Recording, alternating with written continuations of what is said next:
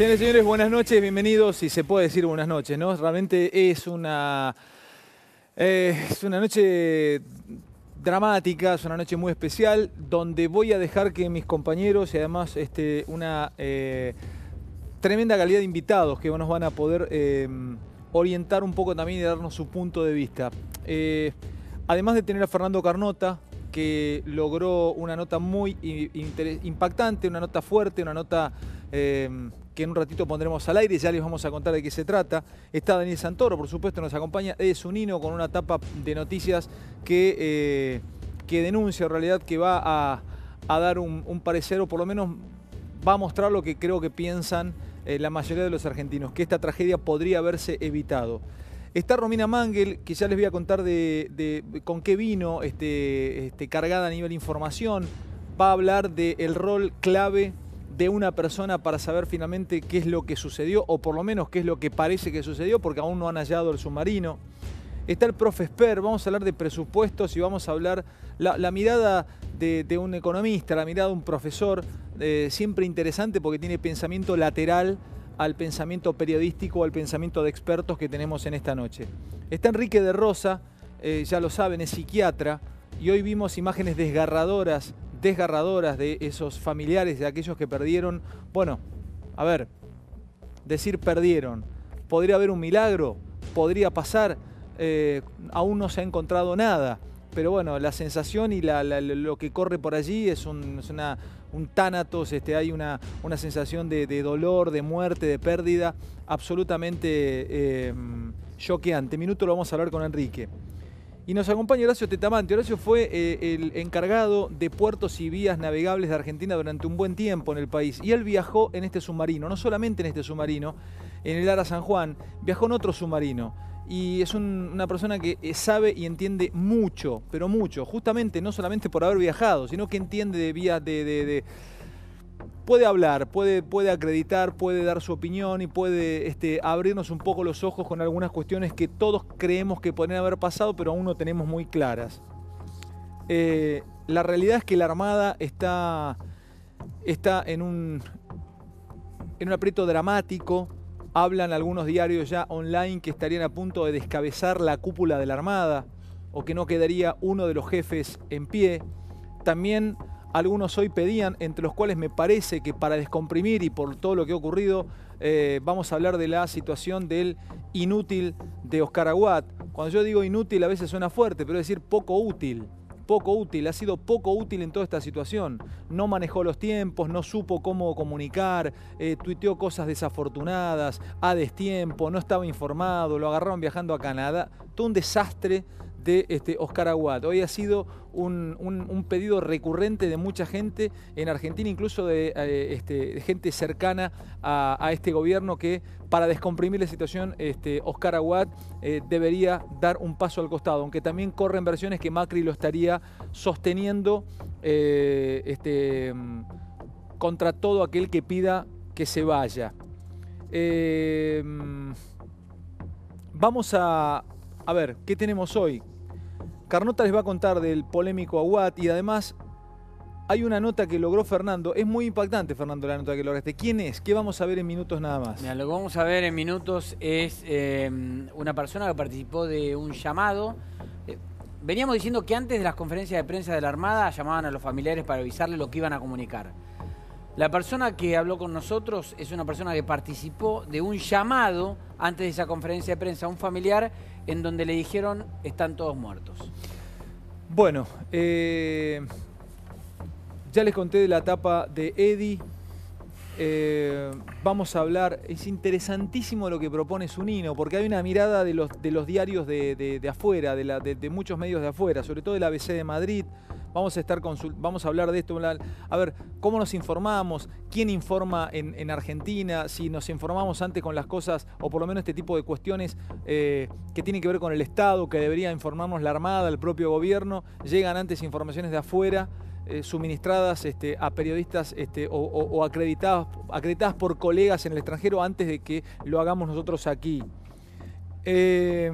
Vamos a analizar cuánto PBI invierte o cuánto del PBI invierte Argentina en las Fuerzas Armadas comparándolo con otros países. Vamos a hablar, el profe Esper trae los números del Ministerio de Defensa. Vamos a ponerle números a esto también, porque hablamos de desgracias, estamos mensurando vidas humanas, pero no tenemos que hablar de números. PBI, número. A ver si realmente tiene un abandono tal el presupuesto de las Fuerzas Armadas en Argentina.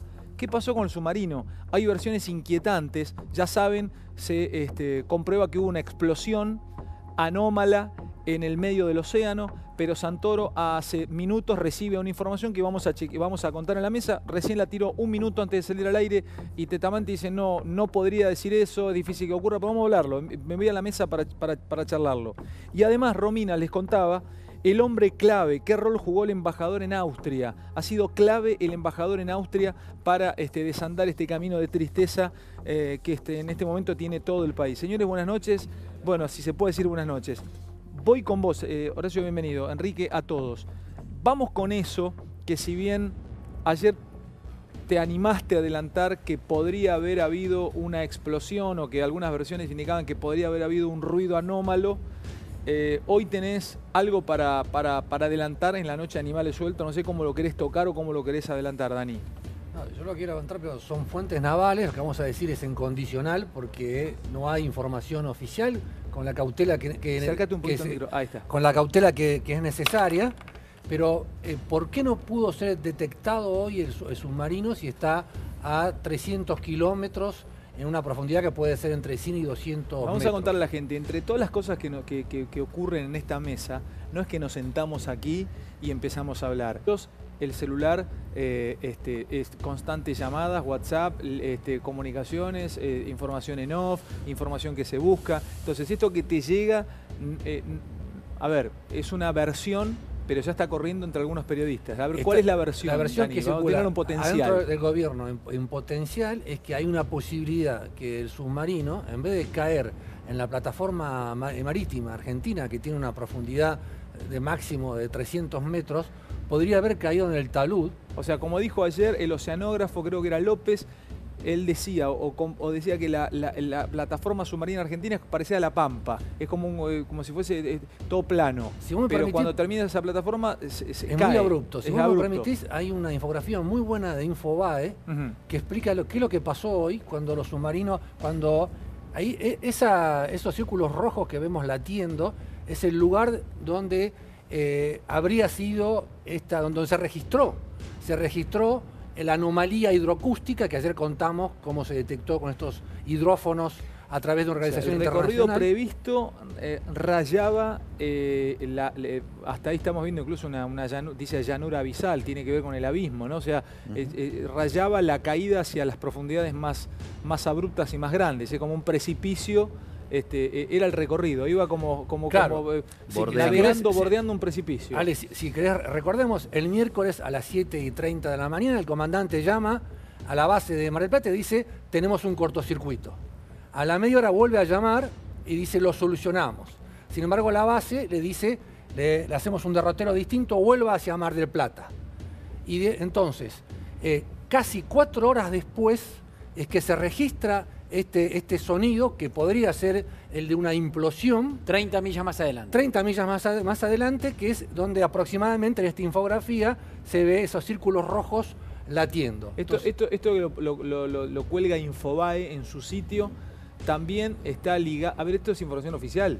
Esto está hecho en base a la latitud y la longitud que se estima que habría estado. Todo esto es una estimación provisoria. Y hay una hipótesis entre las tantas que se corre, es que el submarino podría haber caído por esa pared, por ese precipicio, ese talud continental y estar, no sé, allí abajo. Claro, porque la pregunta, Ale, es ¿por qué los aviones P-8 de Estados Unidos, que tienen sistemas de rastreo muy modernos, no lo detectaron hoy? Entonces, esa es la hipótesis. Estamos hablando de hipótesis. Una pregunta, ¿se sabe cuánto tiene esa fosa? Ayer el oceanógrafo que estaba aquí, el licenciado, nos López dijo que tenía entre 1.000 y 3.000 metros. Hasta 3.000. Los minis, hasta 3.000, dijo. Los mini submarinos pueden llegar hasta aproximadamente 1.500 metros. Entonces, toda posibilidad. El gobierno va a seguir a fondo para localizarlo y rescatarlo. Hoy... Dani, la información oficial, perdón, Romy, la información oficial hoy que dio la Armada, en conferencia de prensa ya no habló de anomalía hidroacústica, habló de explosión. Y habló de una profundidad de entre 300 y 1000 metros. Esto fue lo que se dijo hoy oficialmente, con lo cual estamos hablando también pero de... además la información que está dando Dani, digamos, me parece que tiene mucho asidero, porque hoy un capitán de la Marina norteamericana que está en la base de Comodoro, que están esperando, ellos lo que van a hacer es la tarea de rescate. Estados Unidos con la Marina lo que están esperando es hacer la tarea de rescate. Manifestaba públicamente la preocupación porque decían que los medios que tenían podían llegar justamente hasta 600 metros y que esta hipótesis que ellos también manejaban les haría imposible, en caso de detectar efectivamente, digamos, el submarino, llegar a hacer un rescate a tal profundidad. Y lo decían directamente fuentes oficiales de la Marina norteamericana. Bueno, a ver. Una cosa que quedó en las sombras hoy, y por ahí sería bueno si te parece poner el mapa de nuevo. Dale, ahí lo tenés. Porque hoy se confirma que el Lara San Juan estaba siendo acompañado por 2 corbetas en superficie, o sea, los barcos van flotando. Ah, ¿venían juntos? Claro, habían hecho el traslado hacia Ushuaia y se volvió ya haciendo las operaciones que tenían que hacer de patrullaje asistido por 2 corbetas. El vocero de la Armada hoy, Balbi, confirma que esto había sido así hasta que se declaró este problema en la batería, se lo dio por resuelto y ahí le dijeron, bueno, vuélvase a Mar del Plata. Y ahí ya no los acompañaron. Y ahí las 2 corbetas se van a Puerto Belgrano, que es donde tienen su base, y el submarino encara para Mar del Plata. Le preguntan, bueno, ¿qué podría haber pasado si las corbetas lo seguían acompañando? Y ahí Balbi trastabilló un poco y dice, bueno, nada, hubiera sido todo lo mismo, pero bueno, se da para suponer que si vos tenés 2 barcos en superficie, en el agua, y hay un desperfecto abajo, ahí hay algún tipo de comunicación podía tener. Un segundito, y voy, profe, le voy a dar la palabra a Tetamanti. A ver, vos viajaste, te puedo tutear, vos viajaste en este submarino. Estabas escuchando atentamente y además con muchísimo respeto, que te lo agradezco. Estas versiones que no son nuestras, Horacio, a nosotros nos llegan, estas versiones llegan desde la Armada, llegan desde fuentes que ellos tienen y todos tenemos. Esto que acabas de ver, infografía colgada por Infobae, ponela de nuevo para que la vea Horacio. Esta infografía, este camino en amarillo que el submarino tenía previsto recorrer hasta Mar del Plata, fíjate, en el borde o por encima del talud, una fosa que puede llegar hasta 3000 metros. ¿Es posible, en tu mirada, un tipo que entiende de esto, que podría, si se hubiese ocurrido allí la tragedia, el submarino caer como un peso al fondo de este talud? Mira, hay varias cosas que habría que precisar. No dijo exactamente lo de las corbetas, que me parece que es un tema importante, y creo que fue claro lo que dijo Balbi hoy, porque yo lo escuché, lo escuchamos todo, y eso habría que clarificarlo. Con respecto a la infografía esa, yo creo que es una infografía que habría que analizarla con mucho cuidado porque está totalmente fuera de escala, no es así. A ver. Claro, ponela en grande. Está puesto de una forma, con una escala tal, que parecería que hay como una caída vertical del perfil de la plataforma, que no es cierto para nada. Es decir, así parecería que si el submarino o cae dentro de una cosa plana o directamente se va al fondo a un lugar. Perfecto. Eso no es cierto. O sea que y esa infografía es incorrecta porque nos está haciendo una interpretación que no es la que corresponde. La realidad es que lo que dijo en la Marina hoy es correcto. El submarino puede estar entre 300 metros y 700. Eso es una realidad. No hay 3000, no hay 2000, no hay nada. Hay 300 o 700. Es decir, en los espacios donde se supone que el submarino pudo haberse sumergido, que eso ya se sabía desde el primer día de que se produjo la... ¿Puede estar entre 300 y 700 entre metros? 300 y 700. No puede estar en 1800. No puede estar ni en 1000 metros. ni en 70. Ahora, lo que dice la... Perdón, ¿eso es matemático? O sea, eso es riguroso, eso lo dijo la Armada, es decir, las hipótesis de profundidad que puede estar el submarino son entre 300 y 700. No es un tema menor, porque el submarino a 300 metros está en condiciones de soportar vida humana en el mar y en la situación de está. Si el submarino estaría en 700, que podría estar, ya tenemos una confirmación. No hay vida humana dentro de un submarino a 700 metros. Eso es así porque no hay vida humana. No hay vida humana a 700, no, porque ya colapsa alrededor de los 600. Yo creo que empieza a colapsar antes, pero definitivamente ese submarino... Colapsa significa... Hoy también surgió creo que Balbi usó una palabra incorrecta de implosión. Acá no hay ninguna implosión. En submarino se define como implosión. Los ingenieros navales definimos como implosión porque el submarino es un recipiente sometido a presión externa hasta un determinado límite, que es la presión externa. Cuando el submarino, por X motivo, cualquier submarino, cae a profundidades importantes, llega un momento donde la presión externa supera la capacidad estructural y el submarino se contrae como si fuera una lata de Coca-Cola. Es decir, como es veíamos en es las un películas tema, cuando bajaban, que le tiraban exactamente. cargas de profundidad y bajaban y ¿te Bueno, acordás que empezaban a entrar la- agua? O... La carga de profundidad que hace un aumento De la violento presión. de la presión y simula como que si el submarino estuviera más profundo.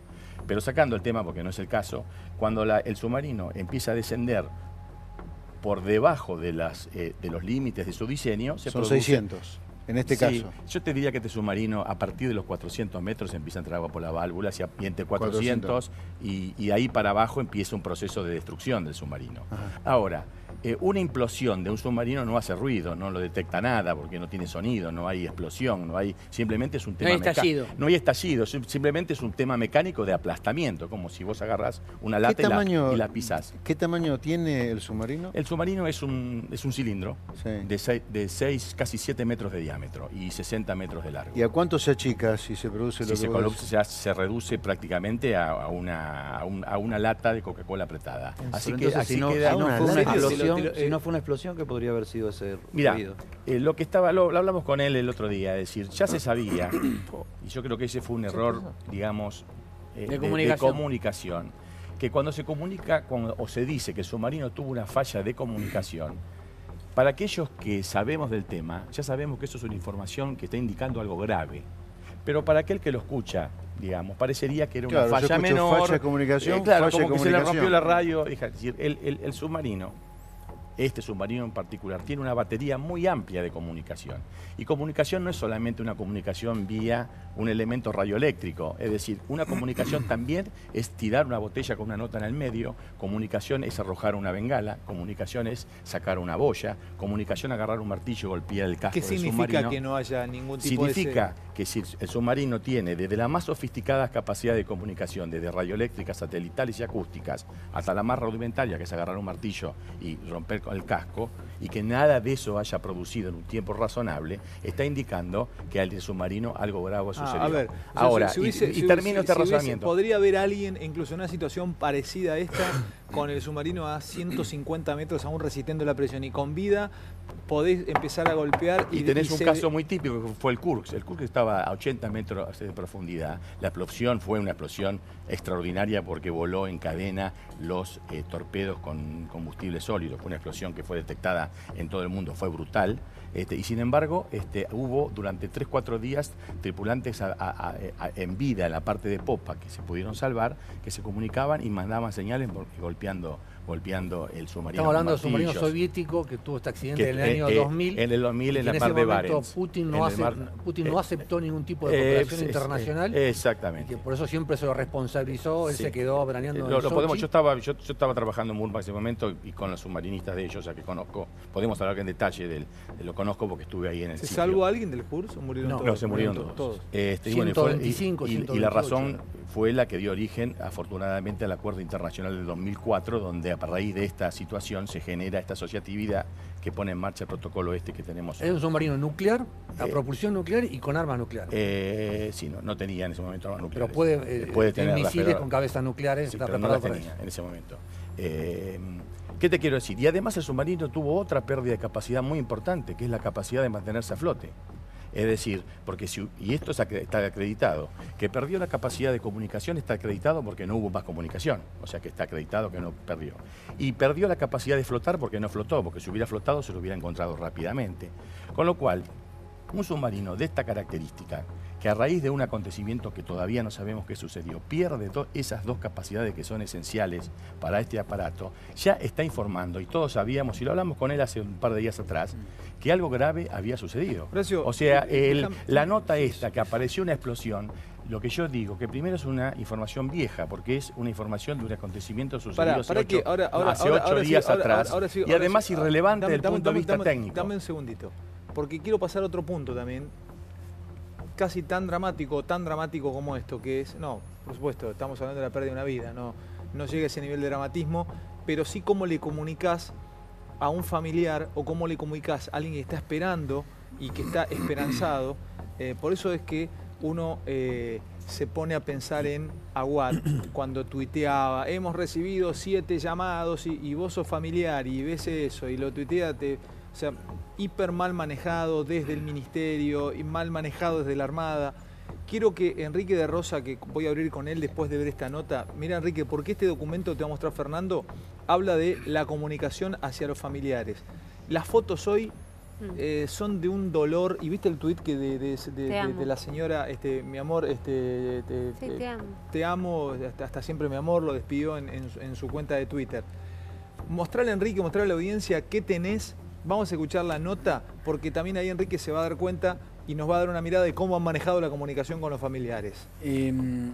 A ver, a los familiares le comunicaron siempre antes de dar la conferencia de prensa. Los familiares le comunicaban en Mar del Plata, los que estaban ahí, pero no todos estaban en Mar del Plata. Algunos los llamaban por teléfono a los lugares donde estaban, como es el caso del que vamos a escuchar ahora, que es el caso de Luis Tagliapietro, que es un familiar, el padre de un tripulante. De Damián.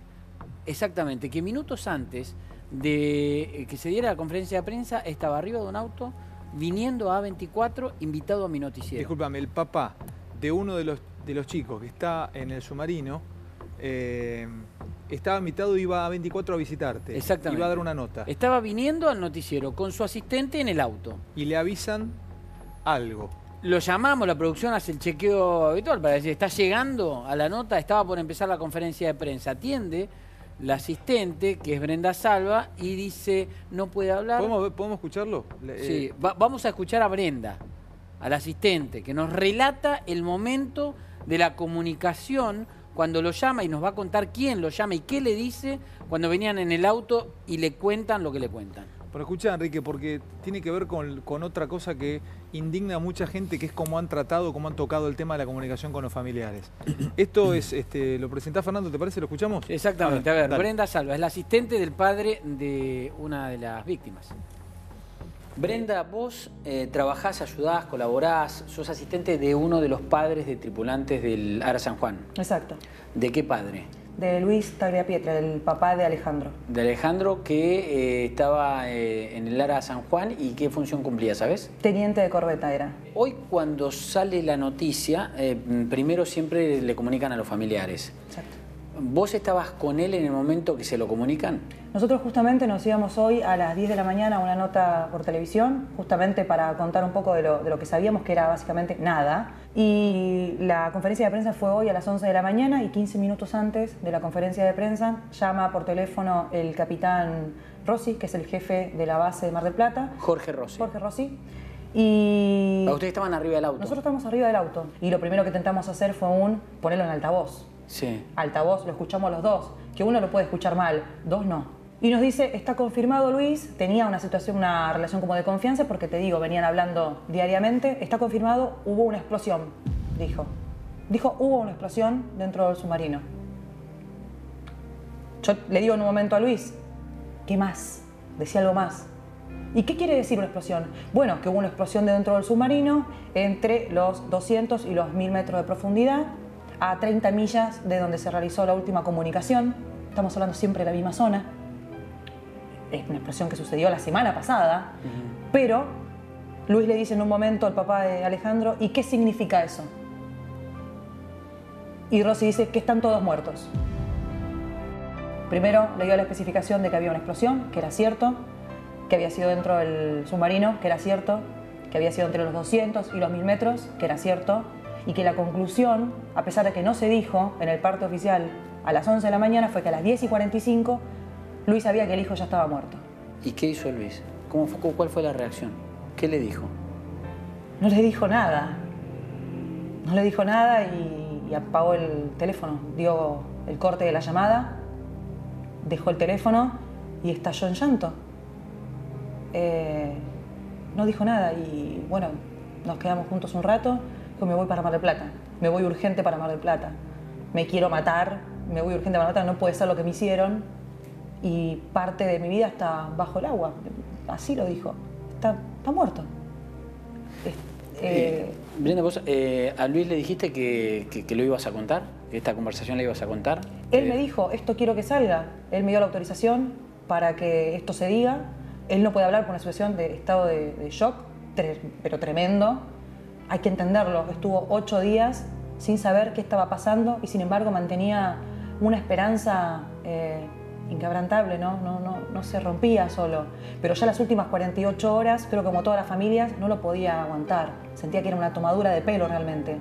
Donde veía que desde el gobierno, desde Defensa, los datos eran todos implícitos, o sea, era muy vacuo el discurso, donde él podía sacar la conclusión. Y si a vos te están diciendo, hubo una explosión, ¿qué vas a pensar? Entonces, de alguna manera, estaba ya enterado. Le faltaba lo literal. Le faltaba que le dijeran, tu hijo está muerto. Y se acabó. Y en base a la madre, el detalle que a mí me pareció escalofriante también y muy fuerte, es que parece que se encendió esa señal maternal y hoy a la mañana la mamá de Alejandro llamó a Luis y le dijo, necesito irme a Mar del Plata. Lo llamó quebrada en llanto y le dijo, necesito ir a Mar del Plata. ¿Todavía no se conocía la noticia? No, habrá sido una hora antes. Tengo que ir a Mar del Plata porque quiero ir a la casa de Alejandro Damián a ver sus cosas, quiero tocar sus cosas, quiero tocar las cosas del cuarto de Alejandro, le dijo. Y Luis la calmaba.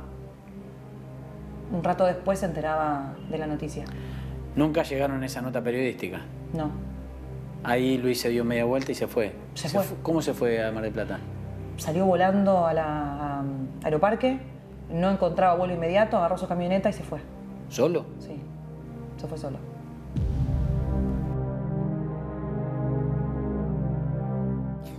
Es un testimonio tremendamente fuerte. Sí, es difícil seguir. Te felicito porque realmente es difícil hacer una nota así. Y yo, Enrique, te pregunto, y necesito también que nos des tu punto de vista. Me imagino que por tu trabajo sos forense, sos psiquiatra, has estado en autopsias, has estado en un montón de cuestiones. No sé si alguna vez te ha tocado tener que informar la pérdida de alguien, algún familiar. Pero te pregunto, como psiquiatra, ¿de qué manera tenía que manejarse esto? ¿Cómo es? ¿Tenés que ir con la verdad en un primer momento? ¿Lo tiene que comunicar un psicólogo, un psiquiatra? ¿Lo tenés que...? A ver, contame, ¿cómo es? ¿Qué dice el manual, el protocolo? Antes de hablar de cómo lo hicieron. Vos sabés que lo que yo pensaba en función de la presentación de lo que llamamos psiquiatras o forense, que casualmente de acá, de lo que estamos hablando, los desastres de tipo colectivo tienen otra dinámica que la dinámica individual. Entonces yo te podría hablar como médico, como forense. En una nota con Fernando salió que yo tuve una época de médico naval y conozco hasta la zona y demás. Es decir, a ver, esto es algo que genera... ¿Qué pasó con la mente de todos nosotros mientras estábamos escuchando esto? ¿Qué pasó con la mente de todos nosotros en todos estos días? Estábamos anticipando ideas constantemente. La gente que tiene un ser querido lejos, esto pasaba en los buques, simplemente cuando antes nos comunicábamos por radio y la radio no funcionaba. La gente está constantemente en un estado de alerta, anticipando posibilidades, barajando posibilidades, pero cada uno en función de sus posibilidades psíquicas. Por eso la gente reacciona cada una diferente. ¿Y esto a qué nos lleva? Es que la estrategia de comunicación es central en los desastres de tipo colectivo y para nada es algo que tiene que manejarse, casi te diría médico o algo, sino que es algo que tienen que ver sociólogos, que tienen que ver psicólogos, que tienen que ver expertos en comunicación. O sea, es clave, es central. Pero es central, ¿sabes por qué? Porque en definitiva cualquier palabra, cualquier gesto, cualquier inflexión... Yo voy a contar una anécdota del barco. Se escuchaba muy mal la radio, ¿viste? Antiguamente, en las épocas de alta mar, nos comunicábamos por radio y en definitiva el teléfono... Del otro lado, si se escuchaba algo raro, era muy habitual que el marinero dijera, ¿con quién estás? Es decir, él está anticipando constantemente. La mente no capta información formal y concreta, sino que construye un escenario y con alguna pieza que yo le doy, inadvertidamente la completa. Ahora esto multiplicarlo por 1000 cuando hay un desastre, pero multiplicarlo todavía más cuando no es como mal o bien en un desastre claro, como pudo haber sido los lamentables, Cromañón y demás, en el que hay un tiempo, pero en última instancia no hay tanto tiempo en el que no aparecen las víctimas y en algún punto se ven, sino que la información es de algo que no se ve, que estamos hablando hasta, fíjense ustedes, de 300 metros, 1000 metros, explosión, implosión. Todas esas palabras generan que la persona se retraumatice más. ¿Se retraumatice? ¿Qué quiere decir esto? Que cuando la palabra no engancha exactamente en lo que yo estoy esperando, yo construyo en función de mis miedos, de mis fantasías. Este hombre estaba esperando algo y de golpe posiblemente quien le envía el mensaje quiere ser claro, pero en definitiva fue traumático, le pegó una trompada fenomenal. Porque este hombre fantaseaba, como nos puede pasar a todos, fantaseaba con lo peor, pero en alguna medida está esperando que alguien le diga no, pero no. ¿Por qué? Porque las etapas del trauma son primero el dolor, es el golpe, hay que diferenciarlo, se llama estrés traumático, pero en realidad es trauma. Primero es golpe y después viene el duelo, pero primero está el golpe, está la anestesia primero que genera. Y vos has peleado, viste que los golpes no se sienten en la luz. Según cómo entra el golpe, como te lo dicen, ¿es mayor o menor tu trauma? Absolutamente, pero absolutamente. Y no solamente esto, ustedes verán, lamentablemente nosotros tenemos hoy una triste epidemia de femicidios. O sea, los haces sufrir más si le comunicas mal. Pero perdón, si vos le decís en un instrumento útil, pero como dice Humberto Eco, todos somos grandes escritores con Twitter, pero si vos le decís, sos el secretario de no comunicaciones, sino de defensa ahora, y decís, hubo 7 llamadas, y yo soy el padre, lo que estoy pensando, en mi desconocimiento, esto que comentaba el ingeniero, está muy bien, en mi desconocimiento digo, mal o bien, y yo sé que es una fantasía, pero me aferro a que se rompió el cable de teléfono, y hasta digo cable a propósito, porque la fantasía es que es una cosa simple, porque necesito creer eso. Ahora, si aparece alguien y después tras cartón me empieza a hablar de explosión, yo me siento defraudado, engañado, y empiezan a aparecer estas cosas. Por eso también la reacción de los familiares hoy, ¿no? Pero porque fueron tantas, digamos, las falsas expectativas que se le fueron dando. Perdón, por eso hay un grupo excelente de psiquiatras y psicólogos trabajando. Está el doctor Enrique Stein, de la Asociación Argentina de Psiquiatras y demás. Hay mucha gente. Ahora, el tema comunicaciones, hoy en una era que estamos todos mirando justamente y que recibimos cantidad de información. Pero ¿cuánto pueden aportar dramática. y acompañar? Pregunto yo, digo, los psicólogos, los psiquiatras que estaban efectivamente en la base naval de Mar del Plata con muchos de los familiares, si la información que les daban era incorrecta. Es eso, Romina. ¿Qué pueden hacer? Exacto. Y además cuando vos comunicás, cuando comunicás confuso, difuso... Completo el concepto de Romina. Es exactamente eso. Hoy nos pasa hasta en una terapia individual o tratando con chicos, con adolescentes. Van a decir, ¿qué tiene que ver esto con esto? Es que uno sabe que parte es la información que reciben acá, pero toda la otra es la que reciben acá. Hoy un experto en trauma en el mundo, ¿se acuerdan las Torres Gemelas que todo el mundo decía, es una vergüenza, no están dando ninguna comunicación? ¿Por qué? Porque es lo que se hace. En principio se cierra todo hasta que se puede dar algún dato y se vea en qué dosis, cómo, cuándo, quién la da, a quiénes y hasta con qué entonación. Es decir, nosotros en su Supongo que momento, además debes estudiar cuánto tiempo dejas pasar desde que sabes o tenés algún indicio de o lo sea, que ¿cuál es la pasó oportunidad? realmente, ¿no? Eso es cuál es la oportunidad. Claro. Pero Y junto, perdón, la última pregunta Sí. antes y te dejo. ¿Y es conveniente cuando hay una situación colectiva, una tragedia colectiva, es conveniente tenerlos juntos para que se acompañen o es mejor? Ahí es donde viene el tema que decía Romina, que están haciendo. Vos vas haciendo un triage, una selección de la población. Ves con quiénes vas a tener que trabajar separadamente. Esto pasó en Lapa, por ejemplo. Vos con quién tenés que trabajar separadamente, con quién tenés que trabajar en el grupo, quién te va a ser un disruptor del grupo. ¿Por qué? No porque es malo, porque es su forma de reaccionar. Es decir, quién te va a decir pedazo de HP y va a lanzarse. ¿Y quién va a ser un asistente natural de ¿Y quién la va a ser un contención? aliado? Entonces, todo eso lo tenés que ir armando y luego después recién la comunicación. Pero lo que pasa Es decir, hay acá además protocolos se muy comunicó, claros alrededor. Ahora, cualquier perdóname, acá equipo se médico de comunicó cualquier hospital diferente. sabe que no da una noticia de ese tipo por teléfono, ¿no? O sea, No, bueno, pero por eso, venga, Eddie, es familiar de tal, vos fíjate lo que venga pasó. que su pariente Fíjate lo no que sé pasó, qué. se comunicó diferente, difuso, confuso. Le comunicaron de una manera, fue lo que vimos todos en la conferencia de prensa, digamos, con evasiva, con eufemismo, con explosión, implosión, ya no era... Por teléfono, en forma puntual, otro comunicador, pero con rango tan importante dentro de la estructura, diciéndole, están todos muertos, lo veíamos recién. Sí. Y también en Mar del Plata, después de la conferencia de prensa, y por eso se armó con mucho la angustia de muchos de los familiares, Obvio. después de la conferencia Obvio. de prensa, hubo como una especie de asalto de los familiares en forma individual a los referentes de la Armada para sacar algún tipo más de precisión, y muchos le dijeron no hay sobrevida. Entonces, digamos... Lo sorprendente es que en el parte que dieron a las 19 horas, después de lo que pasamos hoy todo el día y los familiares ya prácticamente habían iniciado la etapa de duelo, Balbi dijo que lo seguían buscando. Bueno, que lo van a seguir buscando. Pero no dijo el submarino, que lo seguían buscando. El lunes entrevistamos acá al psiquiatra que está, en la base de Mar del Plata. ¿A quién te acordás? No me acuerdo el nombre, lo sacamos al aire acá. Uno se llama Stein. Que nos contó que que desayunaban juntos, que estaban todos juntos. A mí me consta por una fuente que tiene una relación directa con uno de los familiares, que le habían dado el primer día todas las hipótesis.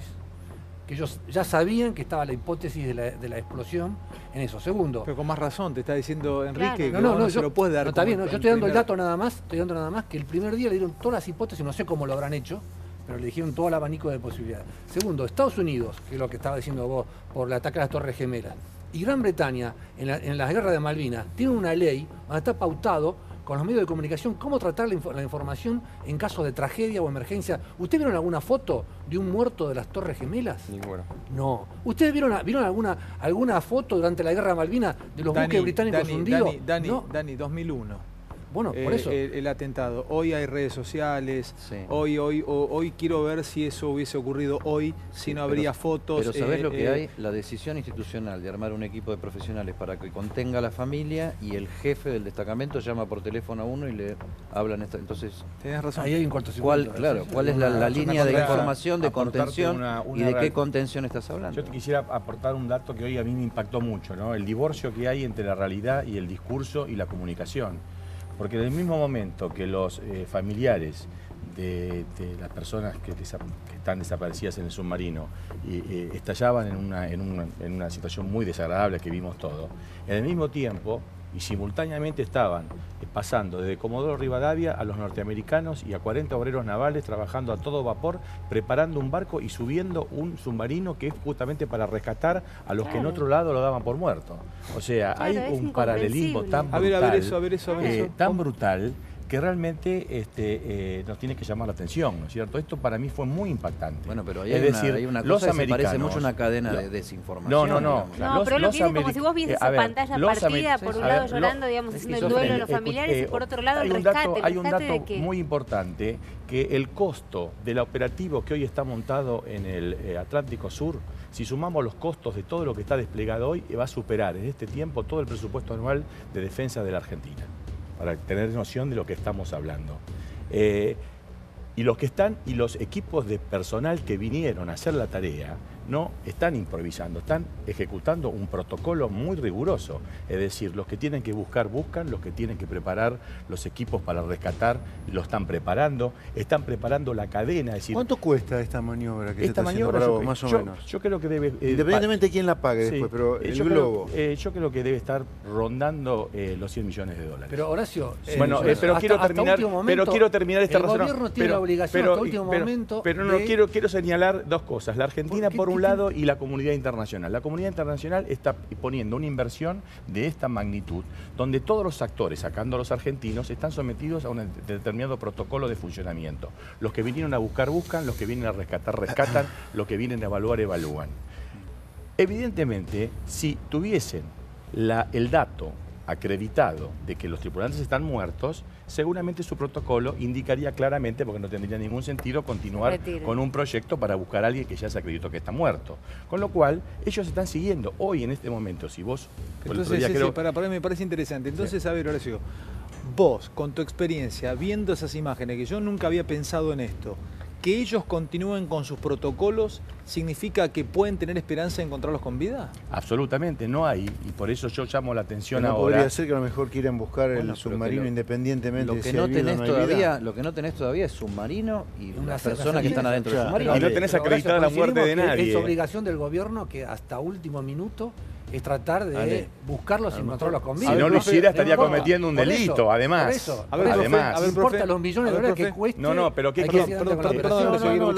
repito la pregunta de recién, digo, no puede ser que a lo mejor estén buscando el submarino independientemente de que haya una hipótesis de vida o no vida, o sea, se busca el submarino, ¿no? No. No se para hasta que no se encuentre el submarino. Por eso dice, obviamente que para poder rescatar, antes tiene que encontrar. Claro. Si no se encuentra, no se puede rescatar.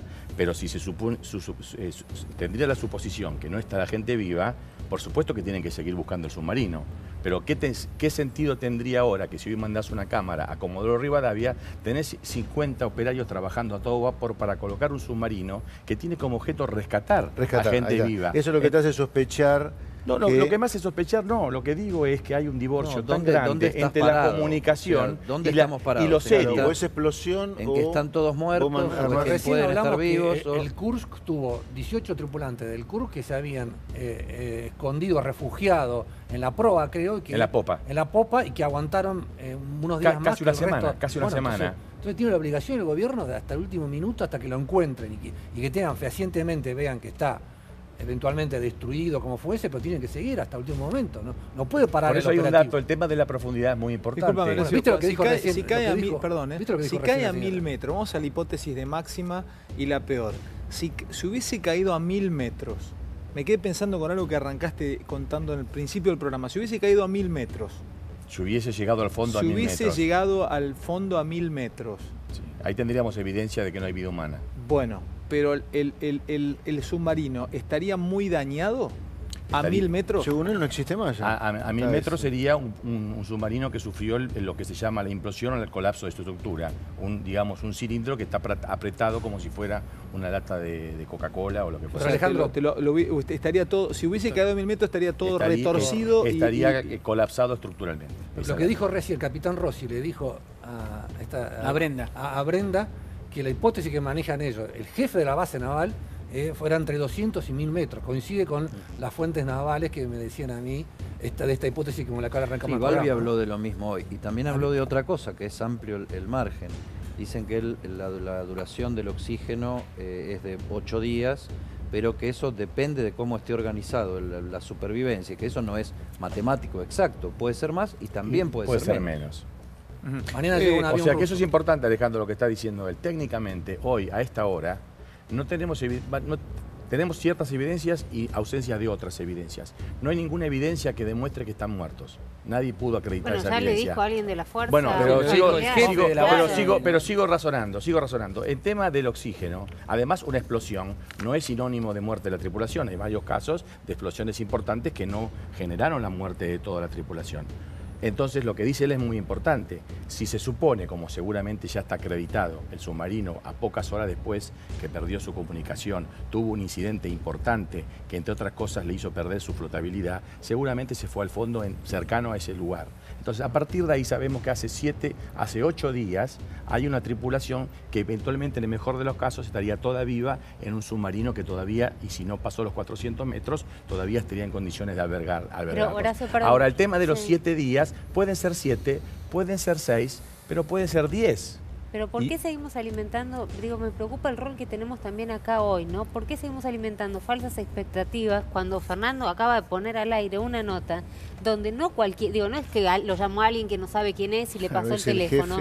El jefe le dice que están todos muertos y que hubo una explosión. Bueno, si el jefe se lo dice al padre de uno de los tripulantes. Digamos, si vos no es lo que dijo Balbi en la conferencia de prensa, que es lo oficial. Pero Balbi dijo, les puede durar el oxígeno por más de 8 días. Está bien. Pero estamos hablando de la construcción de un relato, lo que está comunicando un familiar Sí. En forma directa. Directa. No, lo que pasa es que todas las hipótesis son posibles. El jefe de la base de Mar del Plata no tiene información. Pero, Eddie, todas las hipótesis, porque yo lo entiendo a Tetamandi, cuando él, lo que él nos cuenta, cómo empíricamente es posible que aún exista vida en ese submarino. Exactamente. Empíricamente, claro. O sea, la pregunta es, no es que estamos el día 34. Hay escenarios probables que el jefe de la base de Mar del Plata. Nosotros estamos construyendo una posibilidad empírica en base a la información oficial. Si querés probabilística, ahora, si por el otro no digamos lado, empírica, digamos probabilística. Bueno, probabilística. Si por el otro lado le están diciendo están todos muertos, ¿será real lo que nos están diciendo todo oficialmente? ¿O tienen otra información que no la están dando? que les permite llegar a la conclusión de que están todos muertos y se lo comunican a los familiares. A los familiares, eso sería, le dijeron están todos muertos. Escuchá lo que dice Eddie. Eso sería gravísimo. O sea, si lo que estás Pero por supuesto, manipulando, tergiversando, mintiendo es profesio, que yo sería gravísimo. Acá no tenés que hablar de descabezamiento de la cúpula. Alguien tiene que ir en cana apenas eso se descubra. Pero es que yo creo que alguien va a tener que ir en cana. También es grave que un jefe militar de una base, que es la base que es donde están asentados esos submarinos, o sea, es el jefe de esos submarinos, de acuerdo a una presunción de esa información a uno de los familiares, cuando por otro lado estás armando un operativo para contenerlos, habla de una irresponsabilidad total. ¿Pero entonces, por qué presunción? yo no sé quién, pero yo no sé si tiene más información o no.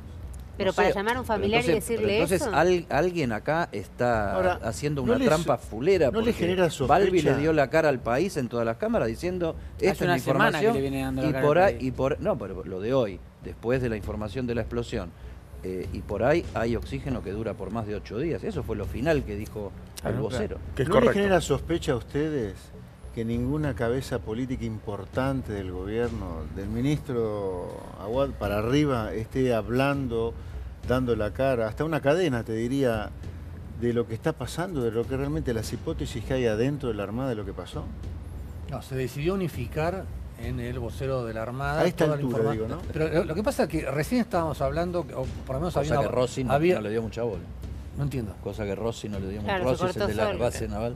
Pero yo insisto en esto, Rossi y varios integrantes de la Armada de Mar del Plata hoy, porque terminada, insisto de vuelta, ustedes saben que hubo incidentes que rompieron todo, los familiares indignados, angustiados, digamos, se vio además.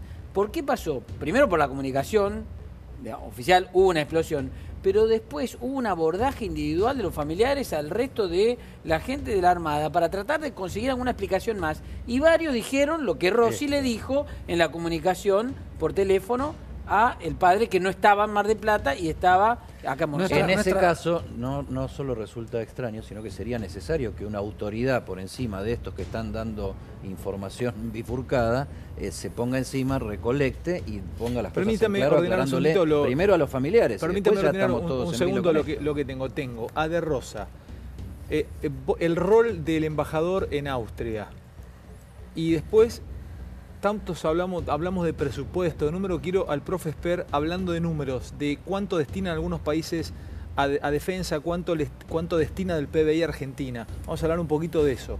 Empiezo con vos, ¿querías decir algo hace un ratito? No, y después sí, porque en realidad yo me ponía, bueno, obviamente, de alguna manera, igual que vos sos economista, ustedes son periodistas y demás, lo mío tiene más que ver con la subjetividad y la gente sufre desde lo subjetivo, no sufre desde lo objetivo.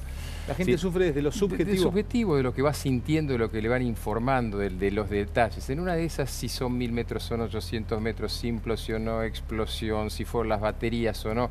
Son excusas ¿en qué sentido?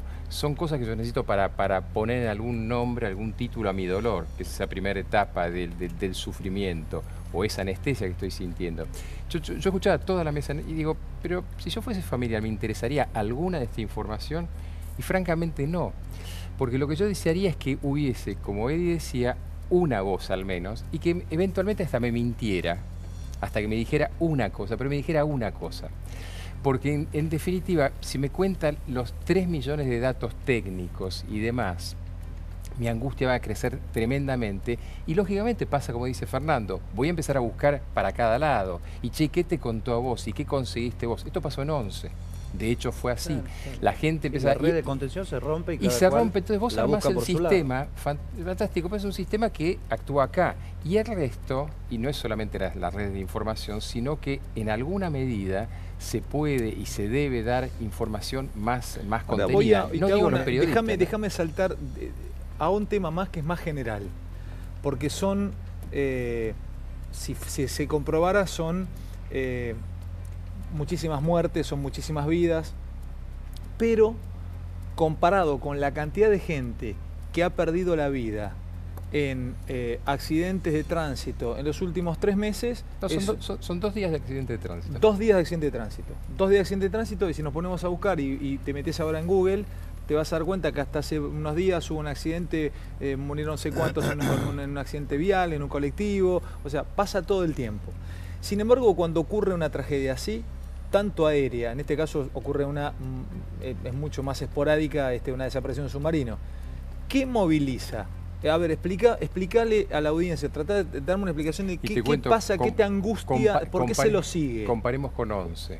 Cuando 11 empiezan y durante el juicio aún permanente se habla de que Córdoba hizo esto, no, los frenos, y explicaban, y no, lo que pasa, que el buggy. Entonces en esa época éramos todos expertos en ensamblado de vagones. Yo asistí a una de las partes, a uno de las abogadas que actuó en esa ocasión, vi a familiares de víctimas y en realidad es muy simple el sufrimiento. ¿Muy simple en qué sentido? Muy profundo, pero digamos, no está buscando necesariamente esos datos. Se alimenta y se incrementa su angustia cuando pasa eso. Ahora, ¿cuál es la diferencia con estos casos que vos me decís, bueno, un accidente de tránsito y demás? ¿Es mayor o menor el dolor? Es este aspecto de la injusticia, del absurdo, de la información, que eso es lo retraumatizante. Pero para la audiencia, para el que nos está viendo del otro lado, para el que te está siguiendo ahora en una casa, no sé, en Chaco, te está viendo en Almagro, en Palermo. Hablamos del Paraná. Yo me acuerdo una vez, estando en el Paraná, se contó un vecino de la isla, contó que los chicos se habían patinado por un canal y se habían ahogado. De alguna manera, todos los que tenemos que ver de alguna manera con el río sabemos que es una de las lamentables opciones. Mal o bien, tu mente en algún punto está preparada y vos ves una acción, reacción, consecuencia. No aparece alguien y te empieza a contar una historia y vos vas elaborando el trauma. Enrique, pero acá la gran diferencia... Termino la idea. No vas reelaborando el trauma en base a otra información. Tenés una información y esa información te permite elaborar el dolor a una etapa de duelo, de otra manera. Eso, yo te quería preguntar sobre eso. Salí necesito la explicación. Pero salí que sos familiar o tenés alguna relación con alguno de los chicos y de la gente que estaba en el submarino. Sos un X. Estás siguiendo el programa, en este caso, bueno, hay muchísima gente siguiendo el programa y este es un...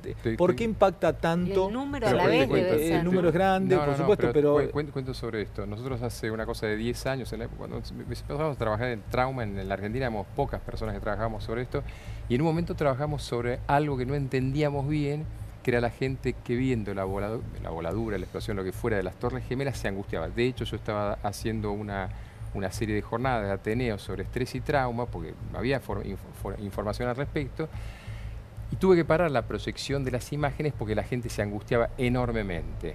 Es decir, la imagen, el discurso y demás, lo que yo veo por fuera, produce un efecto traumático, así no sea propio. Eso es un primer factor. El segundo factor, cuando esto va junto con un aspecto como fue por ejemplo el caso de 11, que uno sospecha un caso de mal manejo, de corrupción o de lo que fuera, genera ese fenómeno de indignación. Por eso lo compará con un accidente o con otro fenómeno. Pero eso se propala y eso genera un efecto social que ya excede al núcleo de las víctimas directas. O sea, la Argentina tiene bajísima tolerancia a la mala noticia. Porque un accidente ferroviario o un hundimiento de un submarino puede pasar en cualquier parte. El tema es que acá todo parece apoyarse en una base tan precaria, tan sucia, donde en la primera red de contención ya me están dando dos versiones. Entonces el que está más interesado en saber la verdad ya tiene que empezar a ir a buscarla solo. Y atrás de todo eso viene también, y acá seguramente también hubo un curro. Pero te cuento una Enrique, historia sobre acá hay una eso. cosa que vos no terminaste. Acá, para elaborar un duelo, hacen falta los cuerpos. En el caso de los desaparecidos... A ver, En el caso de los desaparecidos, obviamente, es un duelo, un luto interminable, no está el cuerpo. La mitad de los 648 argentinos muertos en la guerra de Malvinas están como NN en Malvinas. No estaba el cuerpo hasta que fueron a verlo al cementerio de Darwin. Acá, obviamente, también, hasta que no se encuentre el submarino y no se compruebe la vida, la muerte y demás, no se va a terminar ese duelo. Ese es un principio que funciona así la mente, un principio de incertidumbre, en que ver cuánto toleramos la incertidumbre o no. La gente, la cantidad de muertos en el hundimiento del Belgrano, no, obviamente no se recuperaron cuerpos en ese sentido, pero sí estaba la información. Mal o bien, por trágica que sea la información, estaba. Yo lo que estaba por comentar, yo recuerdo hace muchísimos años, cuando empezamos el tema de trauma, era muy habitual en Inglaterra choques de trenes y había Y después lo comparé muchos años después con lo que había pasado en 11. ¿Cuál era la diferencia? El tipo de información y esto que vos comentás, Cedi, la falta de tolerancia, la falta de que inmediatamente la información, algo pasaba socialmente. La credibilidad del sistema. La credibilidad del sistema. Es decir, el sistema no te está cagando, el sistema funciona de determinada manera previsible. De hecho, el año pasado, o hace 2 años, hubo un accidente muy importante en España y no pasó esto de trenes. Entonces, vos podés elaborar, cuando cerrás una etapa, podés empezar a producir el proceso, que es la elaboración de duelo. Dame un segundito, que sigo con Romy y con el profe Esper.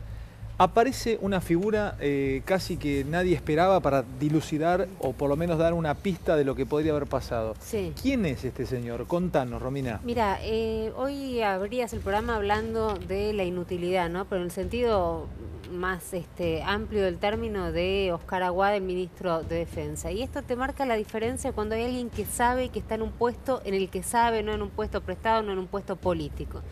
Hoy se lo presentaba como el embajador en Austria y se decía que fue la persona, de hecho lo dijo el propio Balbi en la conferencia de prensa, que lo que de alguna manera hizo que se presentara en esta conferencia, que ya podíamos olfatear que era distinta por la forma, por la organización, ya no eran las escalinatas de arrebato poniéndole los micrófonos, sino era como algo más ordenado que iba a informar. Él dice que lo hace a partir de comunicarse con Rafael Grossi, que es el embajador en Austria, argentino en Austria, pero no es solamente el embajador argentino en Austria, porque ese dato es anecdótico, te diría, por eso hay que ir más profundo. Él representa a la Argentina ante la Comisión Preparatoria para la Organización del Tratado de Prohibición Completa de los Ensayos Nucleares. Es largo, pero también es embajador ante esta comisión. ¿Qué fue lo que hizo a partir de un pedido? Y acá no tiene que ver, mira, tendría que haber actuado Defensa y actuó mucho mejor Cancillería. Y otra de las áreas, hablamos de lo que pasaba con las fuerzas, que también fue muy maltratada últimamente, los embajadores de carrera. Este es un embajador de carrera. ¿Qué fue lo que se le ocurrió? Bueno, primero, el canciller Faury prendió todas las alertas y dijo, salgan a buscar ayuda donde puedan. Este hombre se le ocurrió que este comité, que en realidad no tiene que ver con la cuestión de la búsqueda de Sonora, ni mucho menos. ¿Podría entender lo que podría haber pasado? Podría entenderlo, no podía llegar a tener algún tipo de registro.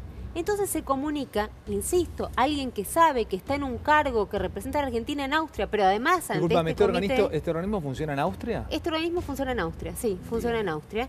Y es parte, hay muchísimos países parte, Argentina es país, o sea, parte también. Controlan ensayos nucleares, o sea, cuando hay un control y prevención de que no anómalo, haya... o sea, sí, están controlando.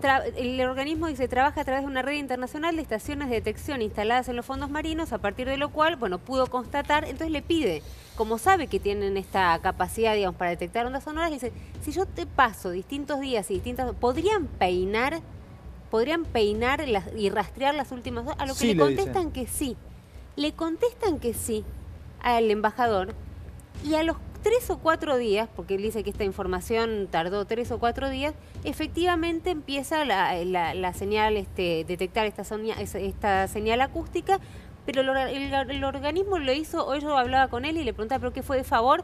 Bueno, pongámoslo en esos términos. O sea que si no se le hubiese ocurrido a Grossi, tal vez no tendríamos este dato. La Armada norteamericana lo informó primero, porque hay dos sistemas. Uno sistema militar, que lo hacen para detectar terremotos o ensayos nucleares en el mar. Y después está este sistema de Naciones Unidas. Rafael Grossi va a ser el director internacional de la Organización Internacional de Energía Atómica. Susana Malcorra lo bajó. Conoce mucho de él es un experto de la DIGAM, es un diplomático experto en asuntos nucleares y puso en marcha este organismo que está en Austria y aparte está la Dirección de Organismos Internacionales que está en Ginebra. Pero está bueno que lo reconozcamos, Romy, está bueno. No, porque uno se pone a pensar también, más allá de que después corroboró lo de Estados Unidos, hoy la conferencia de prensa, si uno lo escuchaba, Balbi se paró y lo primero que dijo fue, a partir de la comunicación que tuvimos con el embajador, podemos dar cuenta de que efectivamente esto sucedió y que se condice, dijo, bueno, ahí habló del término explosión. Pero uno se pregunta, comparándolo con el rol de Aguad, mirá lo que pasa cuando tenés un tipo que sabe, en un lugar clave, que se le ocurre hacer, digamos, una determinada consulta que resultó favorable, si lo podemos poner en estos términos. No es saber de todo, en gran parte es saber a quién preguntarle. Absolutamente. Claro. Profe Esper, y después tengo una pregunta interesante para Enrique de Rosa. Me pregunta acá un amigo, el doctor Jamie, me dice... El miedo a morir en un submarino encerrado y sin oxígeno es podría ser una de las o la madre de todos los miedos o solamente me pasa a mí? Te lo voy a dejar picando esa pregunta porque también tiene que ver si hay miedos a morir atávicos, podríamos decir, si hay miedos a morir que son comunes a todos, el morir asfixiado o morir quemado o no sé, porque te lo quiero preguntar también si eso también moviliza cómo podría haber sido si es que murieron este tipo de muerte. Hablamos de presupuesto, vamos a encarar este tema desde otra óptica también. Tenemos al profesor Esperda acá. Profe, se dice que Argentina no destina un mango para presupuesto, que no había mantenimiento, que esto podría haberse evitado. A ver, tenés números, Bueno, vamos a encararlo del lado de los números. Dado que es un tema delicado y como todo tema delicado además es complejo, yo me he limitado a mirar números, Dale. a no extraer demasiadas conclusiones. Pero por ejemplo, si vemos la primera placarela del presupuesto, ahí fíjate la liñita 2, ¿ves la línea 2 en negrita que dice Servicio de Defensa y Seguridad? Sí, señor. Que dice 128.954. Sí, señor. Bueno, lo que gastó Argentina, o lo que está gastando Argentina en 2017 en Servicio de Defensa y Seguridad son 129.000, vamos a redondear, 130.000 millones de pesos, de los cuales el primer punto, 2.1, es defensa. Pero todo el presupuesto de Defensa y Seguridad Argentina son 129.000, 130.000 millones de pesos. El total, abajo de todo, vamos un poquito más abajo, bueno, saltó. El total del gasto... ¿Podemos poner la placa? ¿Podemos poner de nuevo la placa? Sí, sí, ahí está. Ahí está, el total del gasto, la última liñita, ¿ves? Ese numerito 2398, groseramente, vos este año vas a gastar Nación nada más, el presupuesto de la Nación. Acá faltan las provincias que son 1.7 billones de pesos, pero la Nación va a gastar este año 2.4 billones de pesos, de los cuales solo 130.000, 140.000 millones de pesos es en defensa. O sea, el 5% de todo el presupuesto de la Nación va a seguridad y defensa. Es muy interesante esta placa que nos trajiste, profe.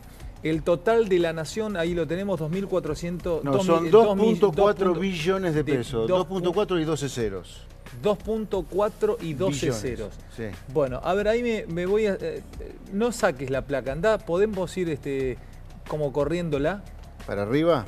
Para arriba, es otra placa. Bueno, poneme la placa anterior, entonces poneme la placa, la primera. Poneme la primera placa, porque quiero ver números. Poneme la primera placa, por favor. Ahí está.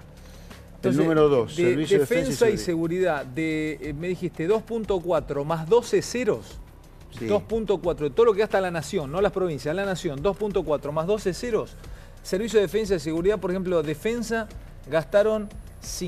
¿cuánto? 50.142 billones. Si vos lo querés poner en billones de pesos como el de recién, es 0,05 billones. 50.000 millones de pesos es eso, en defensa.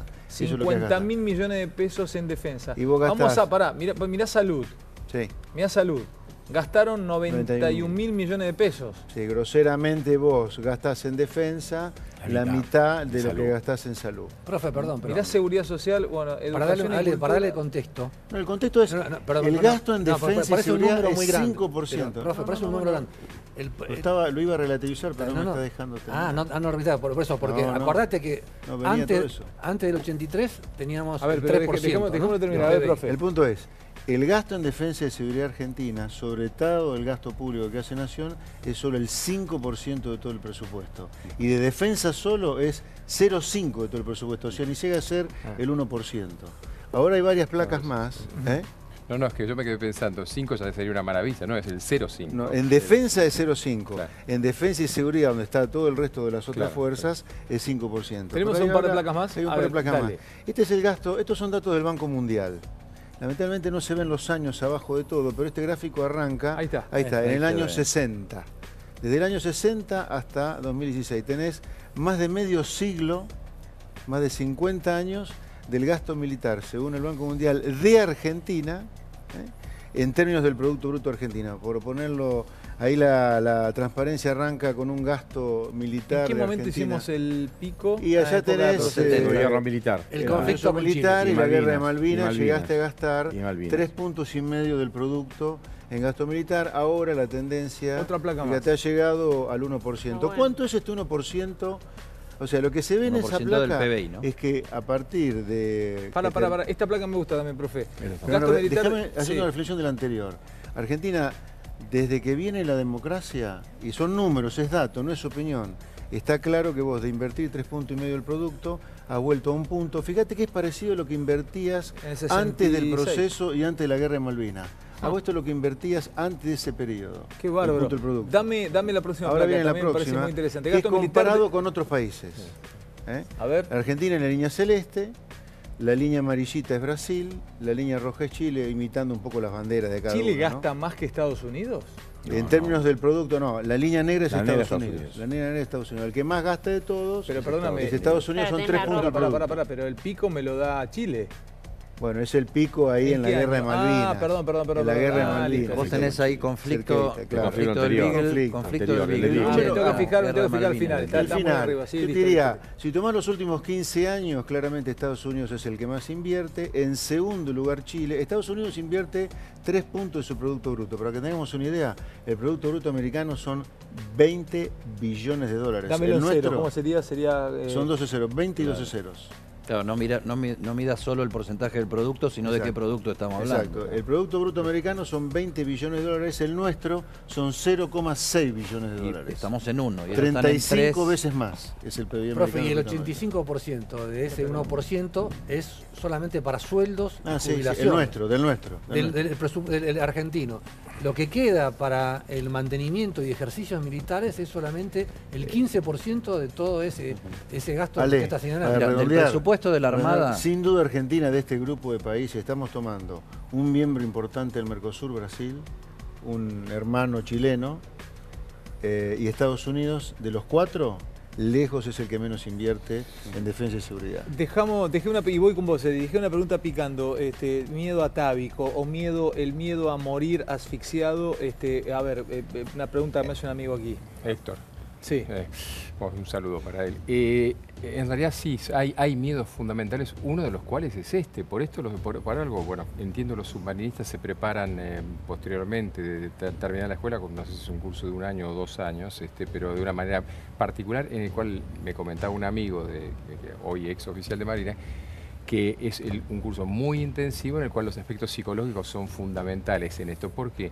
Y porque por algo tenemos el tema del cajón y parte de los miedos, y las películas tienen que ver con esto de ser enterrado vivo. Es uno de los miedos fundamentales, ¿no? Claro. de la vida. Por eso también moviliza tanto esto, y por eso la información, porque en realidad genera miedos que nos movilizan a todos, desde lo atávico, desde lo colectivo. Tienen que ver con lo que nos podría estar pasando a nosotros y lo que tememos de una manera fundamental. Por eso volvemos a lo anterior, que un accidente de auto, que es terrible, en última instancia es algo que yo veo, lo que decía Daniel, es decir, vos ves algo, es terrible, es absolutamente terrible, pero lo ves. En esto, de alguna manera, la ausencia de... Claro, el trauma tiene que ver con la sensorialidad, no es un tema de pensar. Lo que te ataca es el pensamiento, es la memoria, por eso el estrés postraumático tiene que ver con los recuerdos. Esa persona que no puede salir de las pesadillas, de las memorias que hablábamos hoy, el otro día con gente que está recibiendo todavía el día de hoy, excombatientes de Malvinas y los suicidios que hay, es porque no te podés desprender de la memoria. Pero lo otro son las sensaciones corporales, que es el estadio en que deben estar los familiares en este momento. Son dolores físicos, y hoy hubo una ambulancia por eso seguramente. La gente somatiza, una madre sufre un infarto. Somatizan de una manera espectacular. Lo que pasa es que en esto, de lo que veníamos hablando también respecto a la información, no es lo mismo, no sé, os lo pregunto, para el familiar saber, por más tremenda que sea la noticia, que falleció el mismo día o que la muerte se dio el mismo día o con una explosión, que pensar en esta idea de los días pasan, falta el oxígeno. Son dos historias completamente diferentes. Absolutamente, porque vos tenés el tiempo de elaboración de lo traumático, es decir, tenés el tiempo de recrearte una historia traumática. Esto que Héctor preguntaba tiene que ver con, de alguna manera, desata todos los miedos que tenemos medianamente controlados, ¿no? Yo diría, el miedo a la oscuridad que puede ser un miedo colectivo, de alguna manera, si se apagaran las luces, lo aguantaríamos unos momentos, pero después en alguna idea, si empezás a escuchar aparte ruidos afuera, empiezas a agregarle una nueva información. Esa información, que se vuelve caótica, si alguien dice inmediatamente, no se preocupen, se apagaron las luces, en 5 minutos vuelven, nos quedamos todos tranquilos, seguimos charlando. Pero si empezás a escuchar gritos, y empezás a escuchar otra cosa, claro, y empezás a escuchar una explosión después de eso, y de golpe vos, Alejandro, empiezas a gritar, che, muchachos, ¿qué pasa? No escucha nada. Cada uno de esos datos que yo estoy diciendo va sumando información traumatizante. Profe, ibas a preguntar algo. Sí, la pregunta le iba a hacer a Enrique. Decime, si vos tuvieras que asistir a una persona que tiene que duelar a un familiar, ¿es muy diferente el proceso de acompañamiento de una persona que pudo ver a su familiar muerto al que no lo pudo ver, como en este caso, si fuera que ocurre, o en el crucero General Belgrano, o en las Torres Gemelas? El acompañamiento. De hecho, es parte de la cotidianeidad de todos los psiquiatras tener a alguien y peor, de una persona moribunda o una persona que le dicen que tiene un cáncer terminal. De alguna manera, el proceso de ir pudiendo elaborar es lo que le permite hacer el duelo. Lo otro es lo que impide hacer el duelo. La información caótica que no me permite hacer foco en algún lugar concreto que, lo que Romina decía, por más doloroso que sea, yo lo puedo poner en algún lugar. Tengo más preguntas para Tetamanti. Vos tenés algo último momento, Dani, y vengo con Eddie. Dale. Es el costado político de esta tragedia, porque por un lado el gobierno decidió crear una comisión investigadora para saber qué pasó con el submarino, tanto desde el incidente para adelante como de el incidente hasta la reparación de media vida que se hizo en el año 2014. Por eso el ministro Aguad pidió las grabaciones del miércoles pasado para ver realmente el comandante del San Juan qué es lo que le dijo la base de Mar del Plata, porque estaba acá la versión de los 2 corbetas y hay otra versión de que habría llegado a pedir el apoyo de un barco, pero eso no está confirmado. Pidió también, Aguad pidió que se guarde toda la documentación, todos los archivos sonoros, que además lo pidió la jueza de Caleta Olivia, que ayer lo contábamos con Ramírez, que es la que tiene la causa penal por esto, y paralelamente ya la oposición empezó a pedir, lo hizo por los diputados del Movimiento Evita, la interpelación del ministro de Defensa, Oscar Aguad, sobre el tema de la tragedia de San Juan. 40 sumarios ya, ¿no? Internos, sí. Internos. Eddie, a ver, ¿con qué querés venir? No, yo quería sumar un dato ahí a los números que tiraba el profe, expert, porque va a tener un aumento el presupuesto de la Armada para el año que viene, en el presupuesto 2018. Va a pasar de casi 15.000 millones de pesos a 21.000 millones de pesos. El 83% del presupuesto solo de la Armada, estamos hablando de la Armada, que es el caso del submarino, se va en salarios, se va en los gastos del personal, en mantenimiento y inversión de mejora y de las instalaciones y de la dotación que se tiene es el 4,5% del presupuesto. Van a aumentar por atraso, no sé, por la paritaria militar, casi un 50% de los ingresos del personal para el año que viene, y va a bajar del 7%, de casi el 8% invertido en mantenimiento, reparación y bienes de uso, se baja al 4,5%. O sea, yo creo que acá hay una terrible hipocresía de la dirigencia política y creo que de la sociedad argentina en su conjunto, en el tratamiento de los temas militares, que tiene que ver también, en algunos casos, con el tema del tratamiento de los temas de seguridad y los temas de la policía. O sea, cuando vos llegaste a la conclusión de que están embarcándose en un cascajo, decís qué barbaridad este tema, pero cuando nadie plantea la discusión seriamente y a fondo de para qué están las Fuerzas Armadas, qué equipamiento queremos, qué Fuerzas Armadas queremos. O sea, nosotros salimos de Malvinas y de la dictadura y metimos el tema militar abajo de la alfombra y de eso no se puede hablar. Es piantavotos, te asocia con el pasado, no sé qué historia, pero vos tenés ahora 44 personas abajo del agua que no sabés dónde están y que tienen que ver con un modelo o con la falta de un modelo de Fuerzas Armadas, de defensa y de política militar de la Argentina. Un tema que no está en la mesa, no se discute en campaña electoral, es tema en el mejor de los casos de especialistas, y después al frente del Ministerio de Defensa ponemos símbolos casi ideológicos de conducción. De Nilda Garré, alguien que tuvo una participación en los 70 en Montoneros, a Oscar Aguad, alguien que tiene una muy buena relación con parte de lo que fue el aparato represivo en Córdoba. Argentina simplemente no matiza. Y la defensa, no y tiene los militares, ¿qué matices, hacemos? no calibra. Es parte de la Argentina devorada, profe. No matiza, es parte de la Argentina no devorada. matiza. Acá es todo 180 grados o blanco o negro de golpe. O sea, vos tuviste un proceso militar, entonces destruyamos a la Fuerza Armada. Mirá lo que te pasa en parte por eso probablemente también. Los 90 terminaron en una crisis de deuda, reventemos todo lo que tenga que ver con la libertad económica porque esa fue la culpable de la crisis. No es así. No es así. Horacio, no hay matices. me quedan unos minutos. Ha sido un programa realmente interesante para saber más de lo que está pasando con este submarino desaparecido. El arreglo lo que reconstruyeron de la media vida del submarino. A ver, contanos, ¿qué crees? ¿Estuvo bien hecho eso? Yo creo que acá hay un tema importante, que la discusión muy interesante, lo que nos aportó, que es el debate sobre las Fuerzas Armadas, el sentido, el presupuesto, que es evidentemente una asignatura pendiente de la Argentina, es un capítulo. Yo creo que es un poco apresurado vincular ese debate, no para minimizarlo, como causa o consecuencia de lo que pasó con el submarino. Me parece que ahí hay una cantidad de simplificaciones que yo en particular no las comparto. Yo creo que además de todos los aspectos que hoy prácticamente el doctor nos dio una ampliación de lo que es la parte humana para poderla correr, porque evidentemente es muy fuerte. Hay otro aspecto, la Argentina acaba de perder su arma estratégica más importante de todas las Fuerzas Armadas. Este submarino es, tal vez, a mi criterio, eso va por mi cuenta, el único poder militar con capacidad disuasiva que tiene la Argentina. Y además de eso, de la importancia, porque no solamente está la parte humana de los muertos, sino que desde el punto de vista de país, el país acaba de perder un instrumento muy, muy importante.